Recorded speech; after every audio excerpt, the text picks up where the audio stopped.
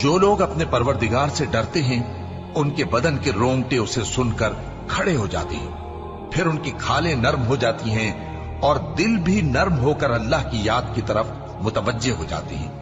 یہی اللہ کی ہدایت ہے، وہ اس سے جس کو چاہتا ہے ہدایت دیتا ہے، اور جس کو اللہ گمراہ رہنے دے اس کو کوئی ہدایت دینے والا نہیں۔ بھلا جو شخص قیامت کے دن اپنے چہرے پر برے عذاب کو روکتا ہو، کیا وہ ویسا ہو سکتا ہے جو چین میں ہو؟ اور ظالموں سے کہا جائے گا کہ جو کچھ تم کرتے رہے تھے اب اس کے مزے چکھو۔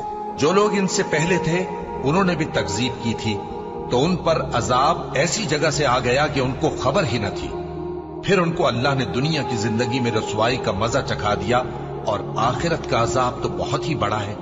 کاش یہ سمجھ رکھتے، اور ہم نے لوگوں کے سمجھانے کے لیے اس قرآن میں ہر طرح کی مثالیں بیان کی ہیں تاکہ وہ نصیحت حاصل